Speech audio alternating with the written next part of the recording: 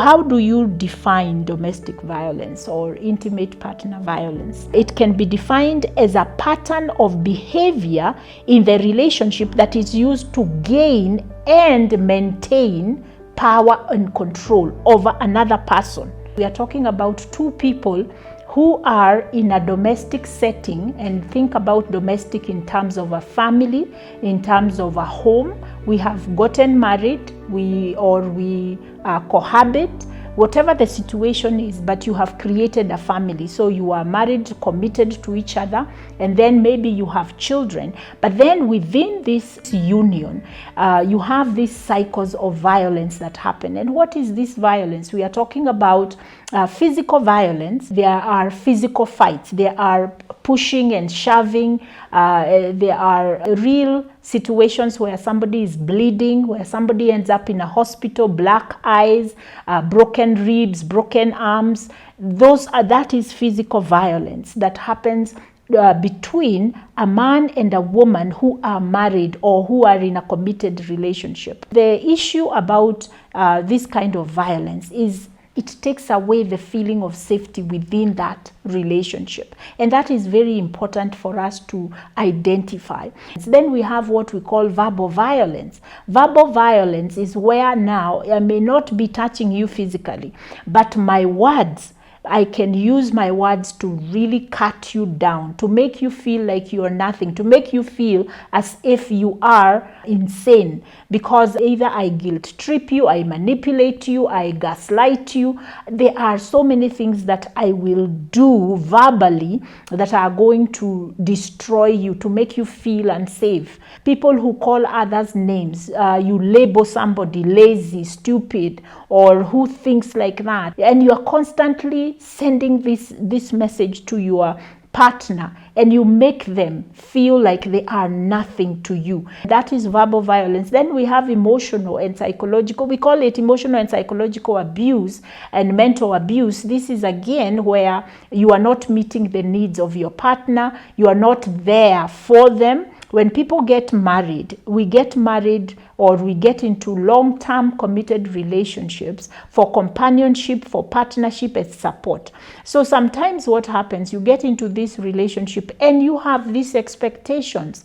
But then once you are in the relationship, you begin to find that your partner is very hostile towards you. They may never touch you physically, but they are hostile. They withhold things when they are mad. They punish you. When they don't feel like meeting your needs, no matter how much you need those needs met, they will not do it because they just don't feel like it. So we are talking about people who are selfish in a relationship, and they only do the right thing when it serves them. And we need to be aware of that, because then the victim tends to feel like they are crazy, because they think that whatever it is that they are asking for is normal in a relationship, but their partner keeps either being hostile, or they ridicule them, or they dismiss them as if the needs they are asking to be met are out of this world. All these types of things, when we experience this in a relationship, we will find that our psychological and mental health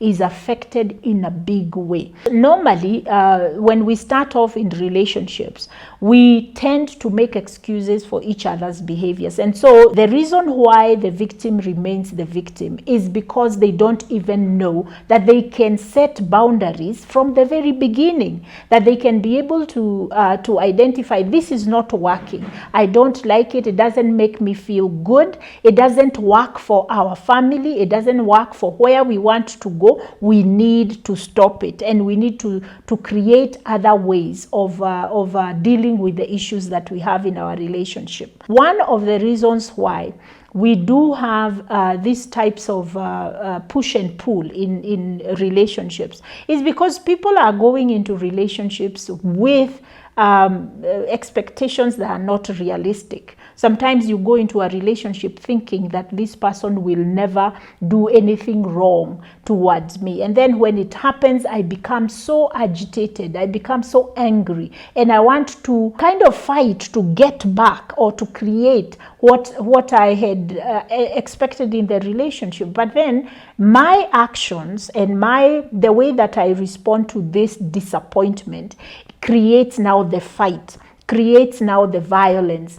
And so we have to be very, very careful that we are also asking ourselves whether we understand what a realistic relationship looks like. Because if we don't understand, we are going to constantly be fighting with each other and creating these cycles of violence. Violence at any cost is not acceptable and should not be condoned. Violence of any kind is a crime. It is a crime. There is no excuse for anybody to put a hand on another, especially the person that you confess that you love. Because what does love do? Love protects. And even if there is going to be times when you need to be in conflict, love always tries to protect the other person, even as it protects itself. But eventually, you want to protect your love with each other. You will not protect it through violence. You will not protect it through withholding.